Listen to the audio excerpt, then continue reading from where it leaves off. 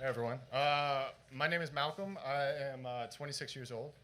I like to say I'm a writer on my good days and I'm just a journalist on my bad days. I'm here to talk about being racially ambiguous. And so you're supposed to laugh, and this is not a very serious talk. I know I'm talking about race, but it's not very serious. So you probably already heard most of this talk from your one mixed race friend.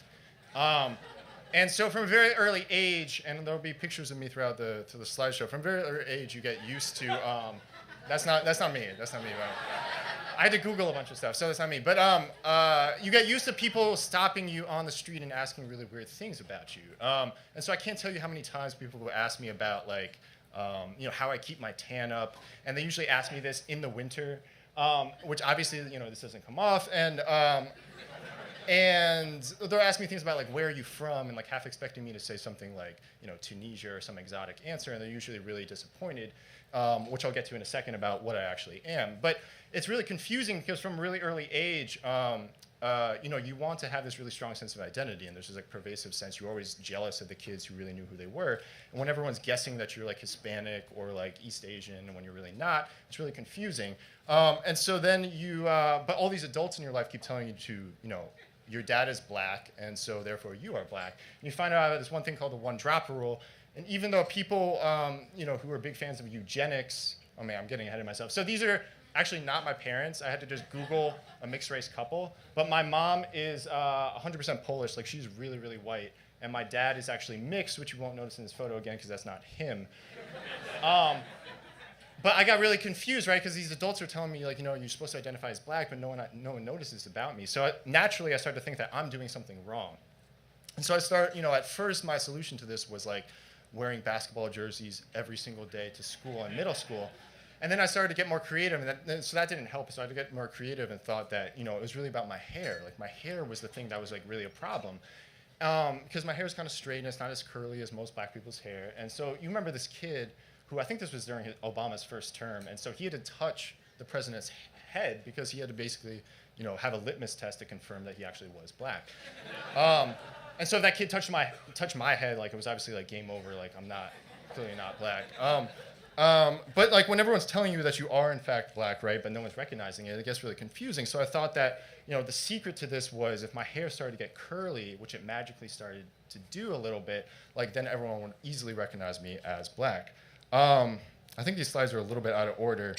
But it was always really frustrating because basically, like, my nickname on the 7th grade basketball team was El Toro, which translates in Spanish to the bull, and I'm obviously not Hispanic, and so you always have to basically getting angry at people for misidentifying you. But what happened was once my hair started to get curly, I didn't in fact get recognized as black, but just recognized as other racially ambiguous people. And so there was Rick Fox, who I don't know if you remember, but he used to play on the Lakers, and he had like the worst greasy hair. And then most recently, people, like 4 or 5 people have stopped me on the street and tell me I look like this guy Stromae, who I don't even know who he is.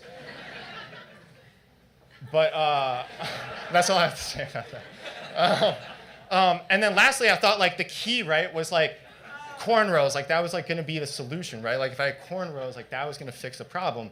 And I just put Kevin Federline in there. He's obviously not racially ambiguous, but he's just racially confused. And then, so then I started thinking, right? And so there's this thing that W.E.B. Du Bois used to talk about, which is double consciousness, which I'm going to butcher this and condensing it. But basically this idea that you have this sense of self, and you also have this second sense of self, which is how other people perceive you, right? And so I kind of had this perverted double consciousness where people didn't really perceive me as black. They just perceived me as like a question mark. People perceived me as not really being anything. And so that was always really confusing to me, right?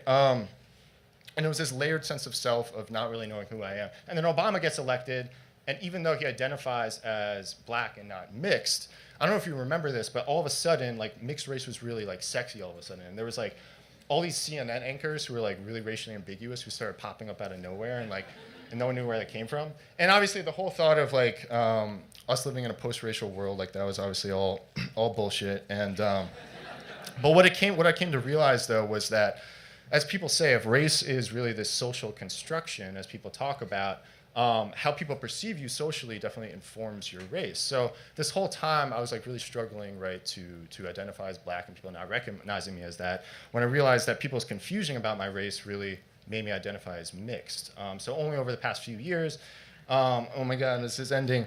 I still have bad hair days. That's all I got. And that's it.